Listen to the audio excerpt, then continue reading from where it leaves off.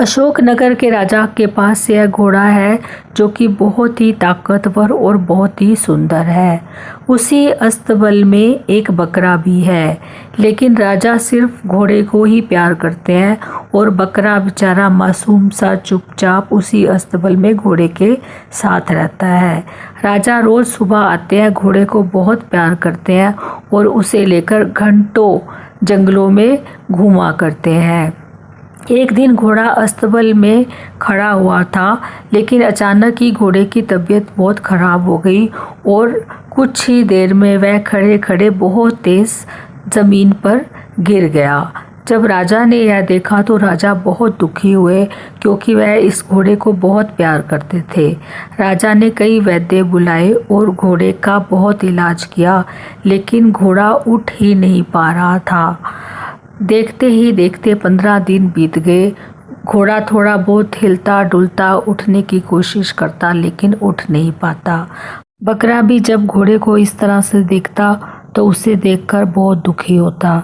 तभी वैद्य ने राजा को यह सलाह दी कि घोड़ा इतना कष्ट पा रहा है और इसके जीने की उम्मीद भी नहीं है, इसलिए इससे अच्छा है कि इसे जहर देकर मार दिया जाए। राजा ने सोचा शायद इसकी किस्मत में यही लिखा है। बकरा सारी बात सुन रहा था। बकरे को घोड़े पे बहुत दया आ रही थी।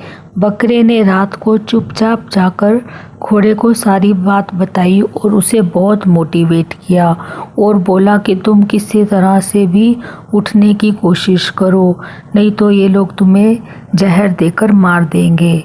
बकरे की बातों का घोड़े पर बहुत असर हुआ और वह अपने आप को उठने के लिए तैयार करने लगा। जैसे ही राजा सुबह आए और रोज़ की तरह उसे उठाने की कोशिश की, घोड़ा फट से खड़ा हो गया। यह देखकर राजा बहुत खुश हुए और बकरा भी सामने खड़ा सब कुछ देख रहा था, उसे भी बहुत खुशी हुई। बकरे ने सोचा कि चलो मैंने घोड़े की जान बचा दी। घोड़े को इस तरह से खड़े देखकर राजा बहुत खुश हुए। वैद्य भी हैरान हो गए और बोलने लगे कि राजन, ये तो कोई चमत्कार ही हो गया। राजा इतने खुश हुए कि उन्होंने सारे राज्य में मनादी कराने के लिए और ढोल नगाड़े बजाने का आदेश दिया और बोला कि आज बहुत ही अच्छा खाना बनेगा और पूरे राज्य में बांटा जाएगा। तभी वहाँ के खानसामा को बुलाया गया। खानसामा ने बोला कि मुझे यह बकरा चाहिए ताकि वह गोश्त बना सके, और राजा ने खानसामा को बकरा ले जाने का आदेश दे दिया। बेचारे बकरे की बलि चढ़ा दी गई और बकरे को भलाई का ये फल मिला।